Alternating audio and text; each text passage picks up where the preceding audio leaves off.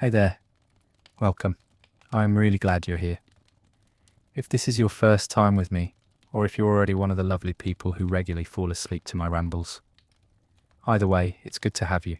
Before we start, let me ask, where are you listening from, and what time is it for you right now? I love reading those in the comments. It's like seeing little stars light up across a sleepy night sky. If you enjoy drifting off to long, slow dives into the past with me, consider subscribing. It helps me keep making these videos, and I'd love to have you around for more.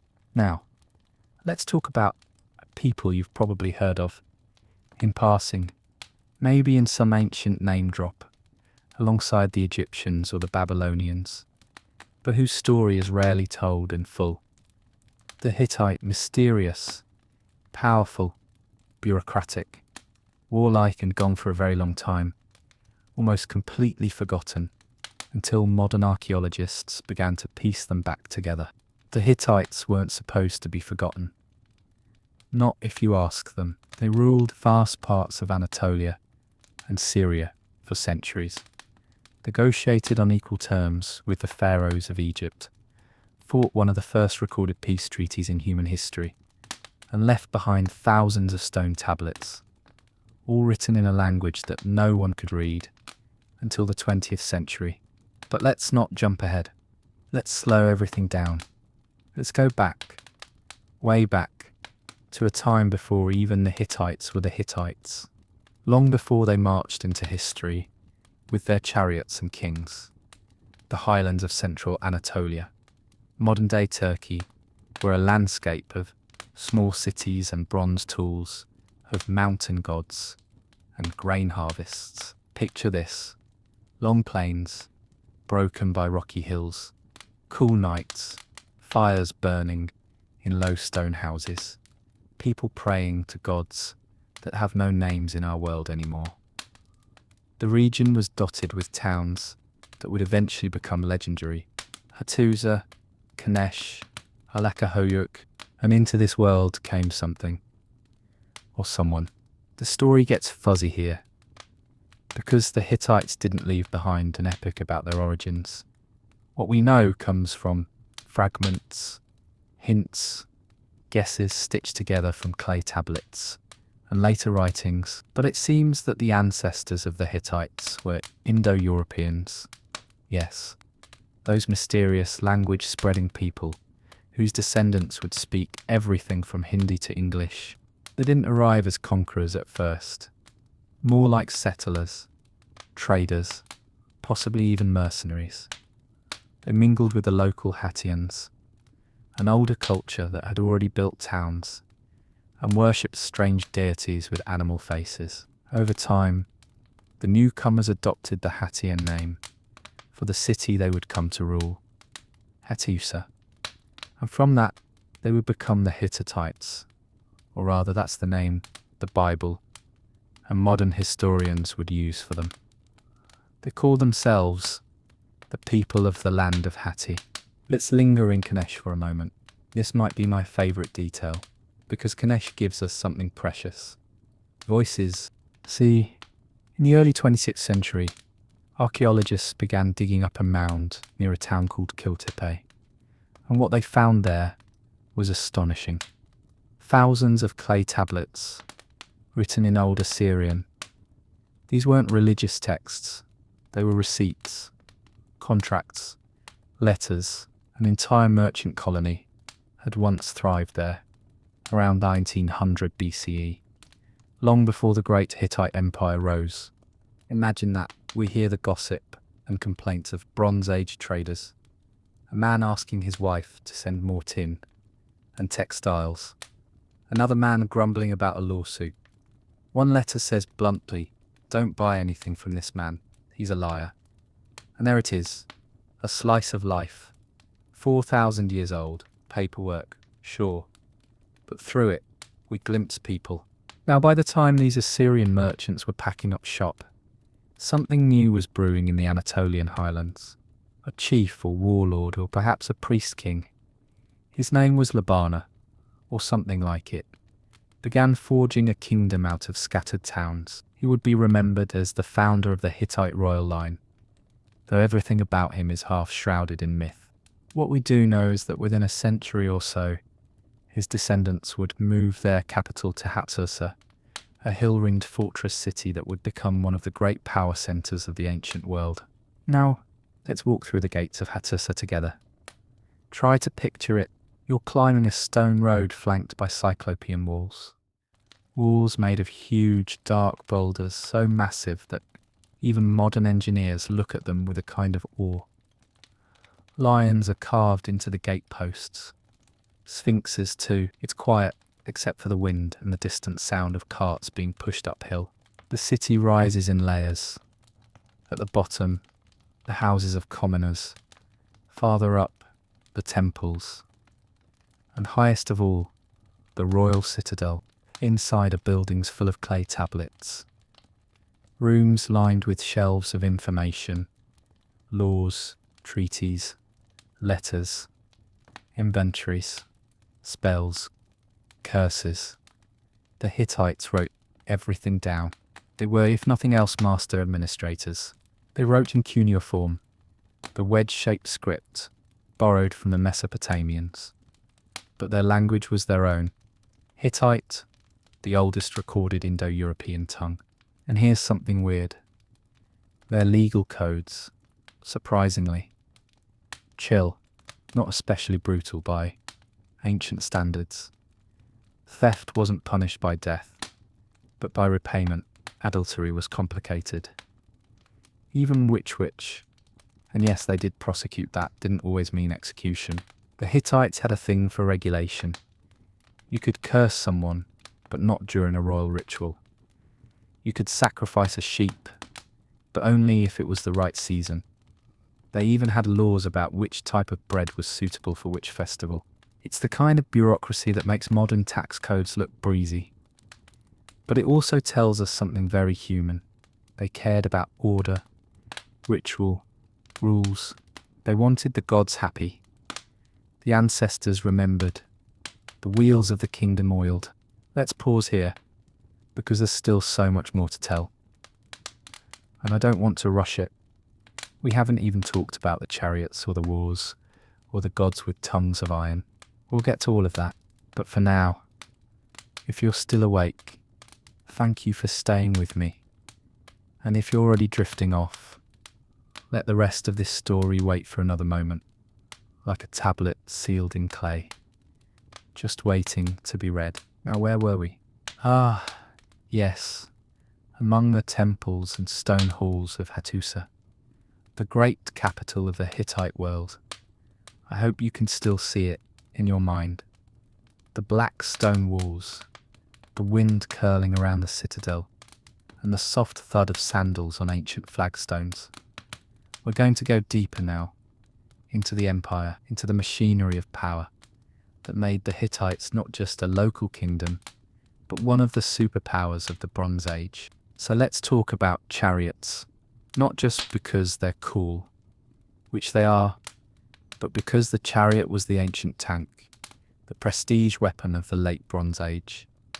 And the Hittites, well, they didn't invent the chariot, but they sure perfected it, lighter, faster, and designed to carry 3 warriors instead of 2. A driver, a shield bearer, and a spearman. It gave them a tactical edge on the battlefield, and their enemies noticed. The Egyptians did. So did the Mitanni, and the Assyrians, and the Mycenaeans across the sea. Because when the Hittites rolled into battle, they brought with them not just weapons, but discipline, military organization, supply lines, strategy. But let me slow that down, because here's a story I love. The Battle of Kadesh. It's maybe the most famous thing the Hittites ever did. And it happened in the 13th century BCE, during the reign of King Mu'tali II. Now, across the sands of Egypt, Pharaoh Ramesses II, the big guy, the one with all the statues, he wanted Syria. So did the Hittites. It was a trade corridor. Rich and strategically important, inevitably they clashed. Somewhere near the city of Kadesh, The two armies collided in what is often considered the largest chariot battle in history. Thousands of horses, blinding dust, screaming drivers, spears whistling through the air. The Egyptians, of course, claimed victory. That's what their inscriptions say. Their masses heroically charging into battle alone, turning the tide, but the Hittites didn't go away. In fact, most historians agree it was a stalemate, maybe even a quiet Hittite win.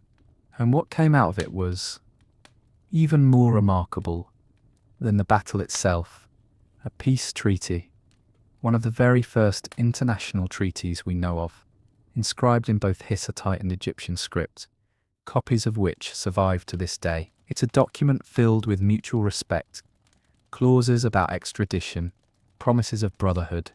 Imagine that. Two ancient kings, one speaking Hittite, the other Egyptian, shaking metaphorical hands across the centuries, agreeing not to fight anymore. It's the kind of thing that makes you feel weirdly hopeful about humans. So, who are these kings really? Well, the Hittite kings weren't gods like the pharaohs claimed to be, but they were close. The official title was my son, which sounds poetic and intimidating at the same time. They ruled with the help of a council of nobles, and often had to navigate palace intrigue, rival factions, and the always complicated royal family. There's a certain cursed vibe to Hittite royal politics. Take King Suppiluliuma, one of the greatest rulers they ever had. Smart, ruthless, a brilliant military leader. He conquered half of Syria, humbled the Mitanni, and brought the empire to its height. But even his story takes a turn. You see, at some point after his military campaigns, a letter arrived from Egypt, from a queen. She had just lost her husband, likely the pharaoh Tutankhamun, and she didn't want to marry a lesser prince. So she wrote to Suppiluliuma, asking if she could marry one of his sons. A foreign queen asking for a foreign prince. Unheard of. Dangerous. Intriguing. Suppiluliuma was suspicious, but curious. He sent a son, and then nothing. The prince disappeared, likely murdered, en route. The Hittites were furious. They launched a war against Egypt's vassals in Syria. But with war came something else. Disease. The soldiers brought back a plague, and that plague, likely smallpox or something like it, swept through the empire like a silent wildfire. Suppiluliuma died. So did his son and successor. The royal family was hollowed out. The empire would never quite recover. Let's breathe for a moment. There's a strange rhythm to Hittite history. Bursts of expansion and brilliance, followed by internal collapse, like a heartbeat skipping. And underneath it all was a deep, serious religiosity. The Hittites were spiritual people. Their pantheon was sprawling. They referred to the 1,000 gods of Hathor, and they weren't exaggerating. They absorbed deities from every culture they touched. Hathor gods, Hurrian gods, Mesopotamian gods. It was a divine buffet. And their myths, weird and wonderful. One tale tells of the storm god losing his son, a god of fertility, and searching for him across the land, while the earth withers in his absence. Another features a dragon being sliced open and filled with bees. Seriously, bees. They believed in ritual, in sacred springs, in spells, in the power of words to shape the world. If something went wrong, a failed harvest, a bad omen, they didn't blame luck. They blamed a broken ritual, a forgotten god, or an ancestor not properly honoured. That's why their texts are filled with instructions. Light the fire, pour the oil, burn this type of bread, whisper this phrase 3 times. It's almost hypnotic, like reading a recipe written by a priest. And now, maybe you're beginning to understand why the Hittites weren't just another ancient empire. They were an entire world, intricate, fragile, full of rules and gods, and stone and fire. But nothing lasts forever. The empire had risen, and soon it would fall. But that's for the next part. If you're still with me, thank you. It means a lot that you'd spend your time here, just quietly exploring the past with me. And if you're already asleep, then I hope it's a good sleep, and the ancient drums of Hattusat echo softly in your dreams. Okay, let's slip back into the story. The fires of Hattusat still glow for now, but they're flickering. The empire is aging, and it's the kind of aging you don't notice right away. Not a collapse, not yet, just cracks in the plaster. A treaty that doesn't get renewed. A king who dies too soon. A harvest that comes up short. It's the 13th century BCE, and on the surface, things still look good. The Hittites control an empire that stretches across Anatolia and deep into northern Syria. They have diplomatic marriages with Egypt. Their scribes are still scratching out orders in cuneiform. But underneath, the wheels are starting to wobble. Let's zoom in on a single generation. The reign of Tudhaliya IV. Now Tudhaliya had a tough job. He came to the throne after the death of his father, Hattusili III, a clever and forceful king who'd managed to stabilize the empire after that messy plague era we talked about. Tudhaliya inherited peace and pressure.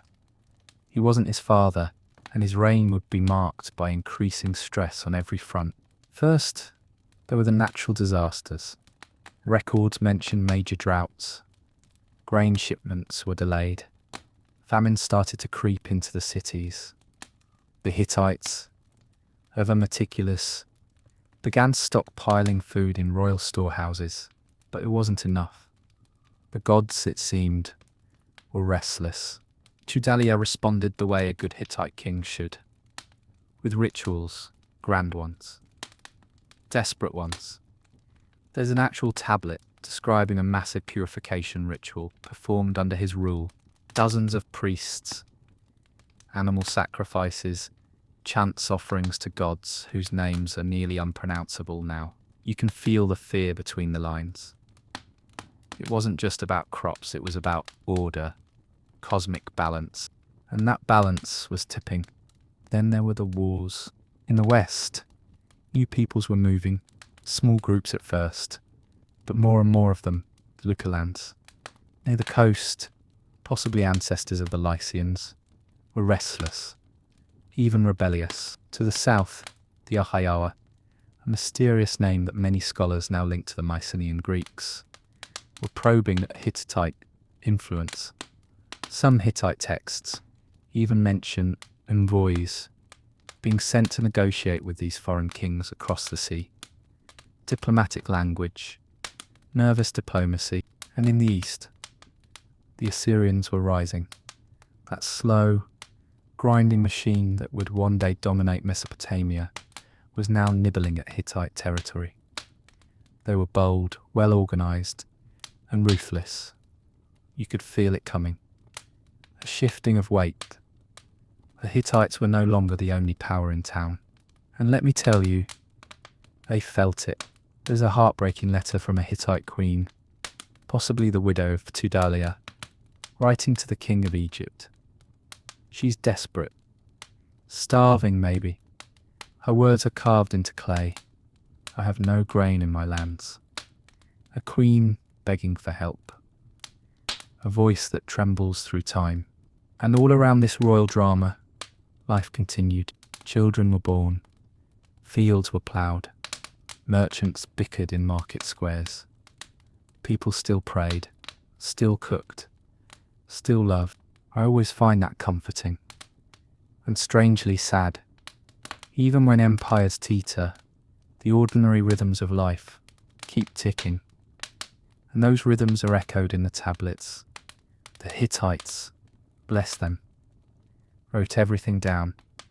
We find legal disputes over stolen donkeys, property deeds, recipes, love charms.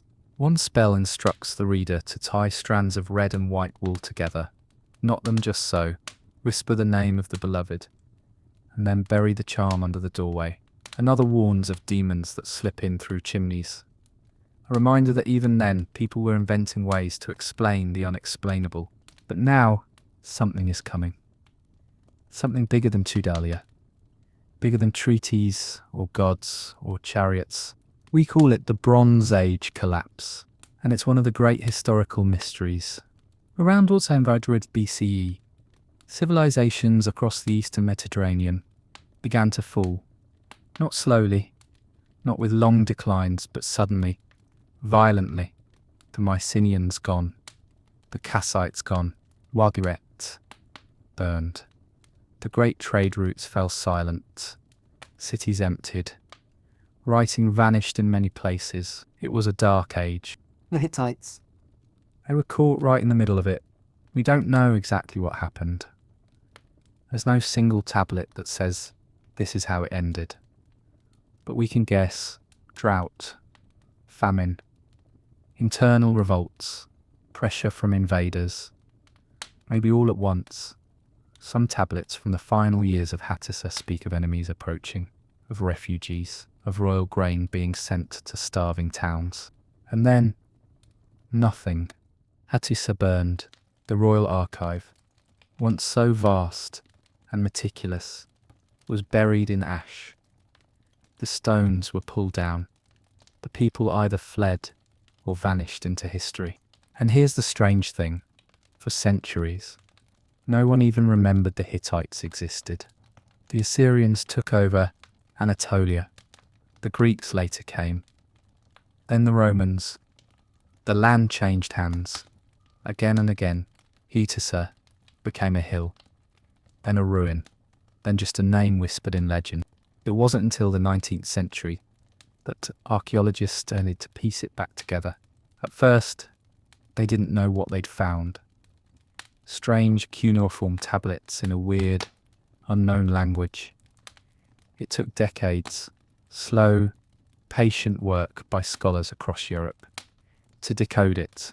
And when they finally cracked the code of Hittite cuneiform, it was like opening a time capsule. An entire world came spilling out. Laws, myth, royal letters, prayers, arguments, love notes, shopping lists, voices that hadn't been heard in 3,000 years. And today, here we are, you and I, lying in bed, or lounging on a couch, or closing our eyes with headphones in, listening to the story of a people who once ruled an empire, who once made peace with pharaohs, who built their cities out of stone and filled their lives with gods. And now, they're with us again, quietly, in the dark. If you're still with me, thank you. Your company means more than you know. And if you've slipped off into dreams, may they be warm and strange and full of lions carved in stone. The wind over Hattusa never really stopped, even after the stones had been pulled down, even after the temples were cold and the scribes long gone.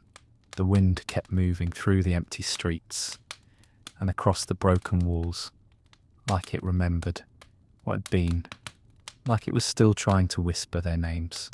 But what happened to the people? The Hittites didn't just vanish. They didn't turn to smoke. They splintered. Some fled into the mountains. Others melted into new identities. And in the south, a fragment of their world survived. It's called the Neo-Hittite period, and it's like the ghost of the empire walking around in the sunlight. These were small kingdoms. Places like Carchemish, Melid, and Tabal, ruled by princes who still called themselves kings of Hatti. They spoke Luwian now, not Hittite, exactly, but they kept the gods, the iconography, the rituals. They carved their names into stone gates. They fought, they traded, they prayed. Some of them even claimed descent from the old royal line, one of the last great kings of Carchemish. Kuzi Teshub, even used the title of a Hittite great king, which was bold, like declaring yourself emperor in the ruins of Rome. It meant something, and they kept at it for centuries, even as Assyria crept closer. Eventually, the Assyrians would swallow them too, one by one, but the memory lasted. Enough that, centuries later, when Greek historians tried to make sense of the ruins in Anatolia, they had a name: the Syro-Hittite kingdoms, a faint echo, caught in translation. And then, again, silence, until the spades of archaeologists cracked open the earth. It started slowly. Bits of stone with odd symbols, tablets dug up near Bogazko, the ancient heart of Hattusa. Scholars were puzzled. Some thought it was a variant of cuneiform. Others suspected a hoax. And then, in 1906, a German archaeologist named Hugo Winkler began uncovering what would become one of the greatest historical finds of the 20th century. Thousands of tablets, royal archives, administrative records, treaties, curses, songs, the lost library of a vanished empire. And the best part? They weren't written in just one language. Many of the tablets had translations. Akkadian, the lingua franca of the time, that gave scholars a foothold, like Rosetta Stones, buried under centuries of dirt. And from there, the Hittites were reborn, but it took decades to really hear their voices again. In fact, the deciphering of the Hittite language became one of the great academic detective stories of the 1900s. It was a Czech linguist, Bedřich Hrozný, who cracked the code. He noticed recurring phrases that sounded oddly familiar, almost like archaic German or Latin, and that's when it hit him. This wasn't just some unique tongue, it was Indo-European. That meant the Hittites weren't some random Near Eastern offshoot. They were linguistic ancestors of modern Europeans, a deep, buried branch of a massive language family tree. The connection rewrote what people thought they knew about the ancient world. Imagine that, a people forgotten for millennia, speaking a language that would someday echo through French poetry, Russian novels, Hindi prayers, and yes, the English you're hearing right now. And what they left behind, it wasn't just administration and warfare. It was deeply human. One of the most touching discoveries is a collection of prayers by a queen, Puduhepa. She was more than a consort. She ruled alongside her husband, King Hattusili III, and after his death, she acted as queen mother and political powerhouse. In her prayers, she speaks directly to the gods. She pleads, she negotiates, she thanks them for her children. You can feel her warmth, her fatigue, her belief. These aren't stiff royal proclamations. They're intimate. You're reading the thoughts of a woman who had lived through plagues and wars and still found time to be thankful. She even scolds the gods at one point. Gently, but firmly. She says she's done all she can, and now the rest is up to them. If that's not timeless, I don't know what is. And it wasn't just queens and kings. One tablet contains a lullaby. A few lines, sung to a child. Simple, repetitive. The melody is lost, but the words survive. A voice from 300 years ago, trying to comfort a baby.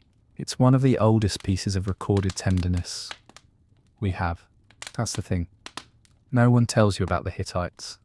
They weren't just warriors or bureaucrats. They were dreamers, builders, parents, poets. They worried about taxes, about rain, about demons that caused toothaches. They had elaborate systems for curses, for love, for negotiating who got the good farmland. They were us.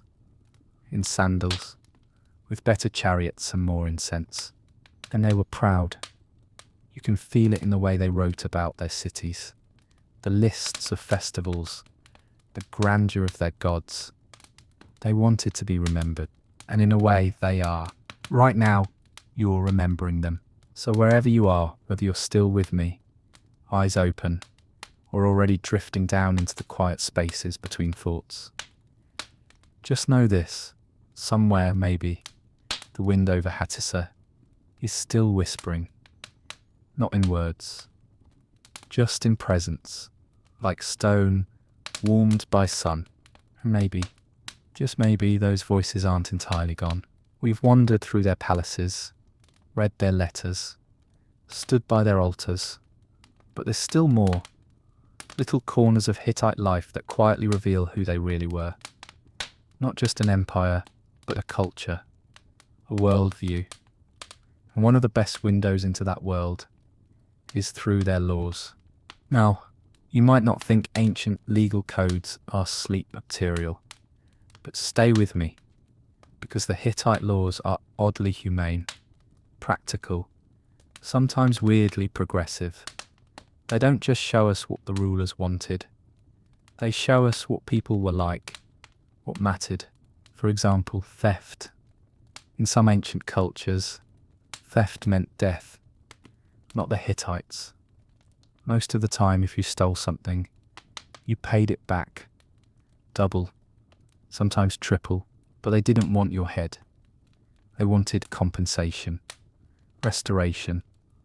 The goal wasn't vengeance, it was balance. They even had laws for when someone's house collapsed on their neighbour's donkey, or if a person's pig got into another man's barley.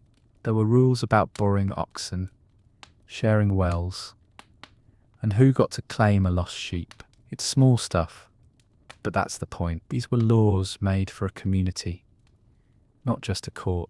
There were laws about women too. And while it wasn't a feminist utopia, the Hittite codes gave women more legal standing than in many later societies. They could own property, they could inherit. In some cases, they could initiate divorce. One clause even states that if a man tries to throw his wife out unjustly, he must give her half the house. That's surprisingly fair. And then there's their attitude toward animals. There's a rule about how to handle an aggressive dog, another about how to compensate someone if your ox injures their slave. And yes, they even regulated beekeeping. The Hittites didn't just live alongside animals. They shared space, labour, food. Bees were considered sacred. Pigs were kind of taboo. Horses were honoured. And dogs were both pets and omens. There's a ritual for when a dog walks into a house. It's considered a sign, but not always a bad one. Depends on the timing, on the moon, on the state of the fire. And speaking of omens, the Hittites were obsessed with them. They read the future in the liver of a sacrificed sheep. They studied the flight of birds, the behaviour of flames, the way smoke drifted during a ritual. If a king had a dream about an eagle, the priests would be consulted. If lightning struck the palace, that might mean a god was angry, or pleased, or that it was time to rebuild the stairs. It might sound superstitious, and it was, but it was also structured. They had entire professions dedicated to interpreting signs. A bad omen didn't cause panic. It triggered a process, a ritual, a set of instruction. That's how they thought. If something was wrong, you didn't panic. You fixed the imbalance. You cleansed. You honoured the gods. You performed the proper rite, and things would align again.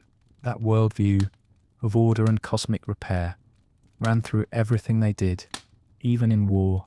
The Hittites weren't always on the attack. Sometimes they were mediators.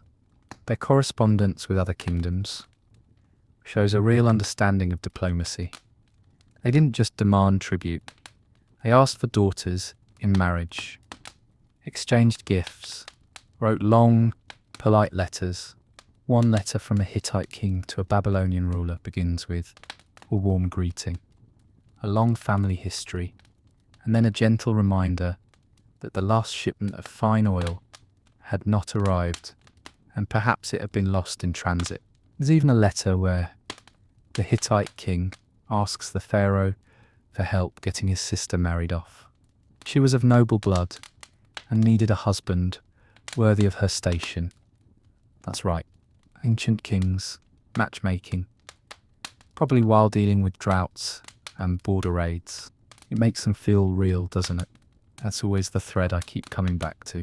They weren't statues, they weren't myths, they were people trying to build something that would outlast them, and for a while they did. For centuries, the Hittite kingdom was one of the most stable and enduring states in the ancient Near East. They survived famines, invasions, rebellions, plagues, and yet they held on until they didn't. And even then, they left enough behind that we can still hear them. When you stand in the ruins of Hattusa today, and you can, it's real, you can visit, you'll see the Lion Gate, still tall and broad. You'll walk where kings once walked. You'll stand in open plazas that once echoed with voices. And if you close your eyes, you might imagine the clatter of wheels, the chanting of priests, the click of styluses on wet clay. Or maybe you'll just hear the wind, and maybe that's enough. So, thank you for letting me share this with you, for giving your time, your ears, your stillness. I love doing this, these long, slow dives into the forgotten corners of the world. And I'm glad you're here with me. I really am. There's something about ruins at night, even just imagining them. The way moonlight catches the edge of broken stone, the way silence deepens between columns, like the air is remembering. It's a kind of magic. And the Hittites, more than most ancient peoples, left behind a kingdom made for memory. But tonight, as we sit together, whether you're lying in bed, eyelids heavy, or letting your thoughts float gently above you, I want to take us not to a battlefield or a palace, but to something smaller, a Hittite village, a normal place, a place without kings. The houses here are built of mud brick, low, square, simple, 1 or 2 rooms, a cooking hearth, bundles of grain in the corner. Outside, there are sheep, chickens. A woman is grinding barley on a stone slab. A child is chasing a dog around the courtyard. Someone is singing softly a tune that's already old. Even then, inside the house there's a clay tablet. Nothing grand. It's a tax record, or maybe a list of tools. But it's important because someone wrote it. Someone pressed each mark into the clay with a reed stylus, maybe squinting in the firelight. That act, writing something down, was sacred, permanent, a way to say we were here. And that's what this whole story has been, really. A way of saying the Hittites were here. They were here when chariots ruled the plains. They were here when diplomacy meant sending a prince across the desert. They were here when gods walked in dreams and rituals could heal the cracks in the sky. And they were complicated. They had taxes and poetry. They had foreign policy and lullabies. They had queens who prayed and kings who panicked. They had spreadsheets etched in clay. They had bread rituals so specific you'd think they were running a divine bakery. They had laws about pigs, but no word for zero. They were us, strange and beautiful and trying their best. They also remind us that history isn't always linear, that what rises will fall, that languages can vanish, that entire empires can be buried by time, and yet still echo because we found them again, and not just in the tablets, in the stories, in the soil, in the silence that hums when we listen closely. There's something deeply comforting in that people can be forgotten for 1,000 years, and still return, still speak, that maybe someday someone will listen to our lives with the same gentle wonder. Maybe someone will find the way we lived, the meals we cooked, the names we whispered to pets, the notes we left in margins, and they'll feel what we're feeling now. That hum, that presence, that connection across centuries. It's not loud, it's not dramatic, it's just real. And as we drift now, letting this story settle like dust on old stone, maybe we can imagine the sun rising over Hattusa again, slowly warming the citadel, lighting up the lions, touching the road that leads down into the old fields. And somewhere in the wind, a voice saying, "We're still here. Thank you for being with me." If you're awake, feel free to say hi in the comments. Let me know where you are, what time it is. I read everyone. And if you're asleep, then I hope it's deep and sweet and full of dreams, where ancient kings ride past you in golden chariots and forgotten queens sing lullabies in languages lost to time. I'll see you in the next one.